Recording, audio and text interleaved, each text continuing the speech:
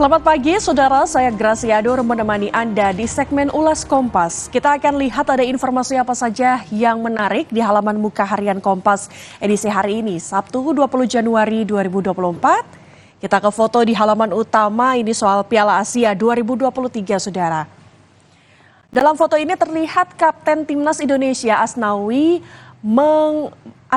Mangkualam maksud kami ini mencetak gol dari titik penalti saat melawan Vietnam di penyisihan grup di Piala Asia 2023 di Stadion Abdullah bin Khalifa Doha, Qatar pada Jumat kemarin, saudara.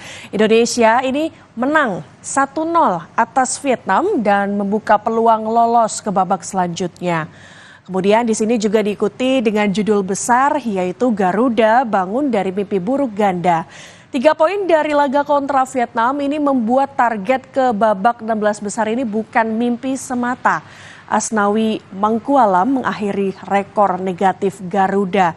Indonesia ini telah terbangun dari 2 mimpi buruk berkat kemenangan 1-0 atas Vietnam pada laga kedua Grup D Piala Asia 2023 Jumat lalu, saudara, di Stadion Abdullah bin Khalifa Doha, Qatar. Raihan positif itu ini tentunya dapat membuka kans Indonesia ini bisa memenuhi target menembus babak 16 besar, saudara. Kemudian kita beralih ke informasi pemilu 2024. Ini ada judul Cawapres bakal uraikan solusi pada debat nanti di hari Minggu tanggal 21 Januari 2024, saudara.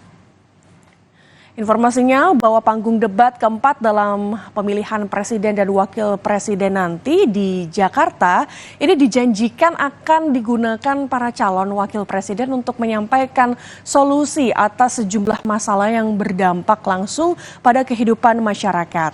Nah, para kandidat ini juga disebut akan tampil apa adanya agar bisa menjadi bahan pertimbangan pemilih, saudara.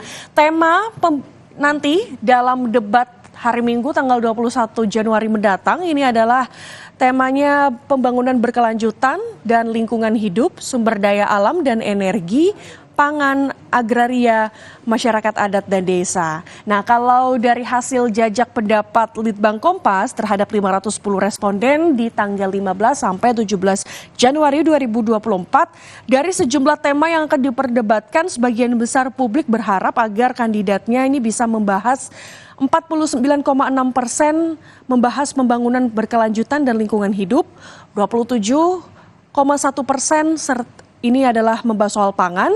Adapun spesifik tema lingkungan, isu deforestasi atau penebangan hutan secara liar ini juga mendapat perhatian tertinggi yaitu 23,7%, sedangkan di isu energi dan pangan ini mendapatkan sorotan sebanyak 27,9%, saudara. Nah, masing-masing cawapres ini sudah menyiapkan solusi konkret, artinya ini akan memberikan kebijakan yang real ketika terpilih nanti dalam debat hari Minggu mendatang, saudara.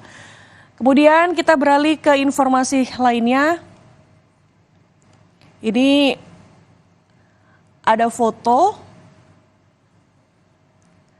di mana para astronot misi Axiom 3 yang kita lihat dari kiri ke sebelah kanan, ini mereka melambaikan tangan kepada keluarga setelah tiba di Kennedy Space Center atau Cape Canaveral, Florida, Amerika Serikat pada Kamis lalu, saudara.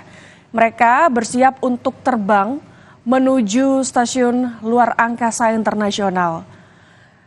Penerbangan antariksa komersial kini siapa saja bisa ke stasiun luar angkasa.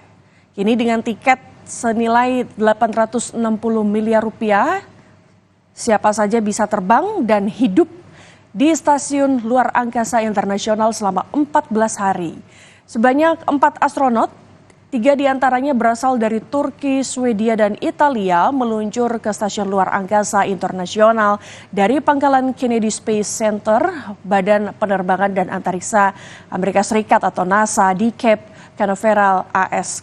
Kamis sore kemarin, saudara. Mereka melesat dengan penerbangan komersial Axiom Space menggunakan pesawat luar angkasa SpaceX Crew Dragon milik Elon Musk. Kemudian kita beralih ke informasi selanjutnya yang berada di halaman 15. Di halaman 15 ini saudara, ini membahas soal pemilu 2024, ada judul Bawaslu diharap lebih sigap.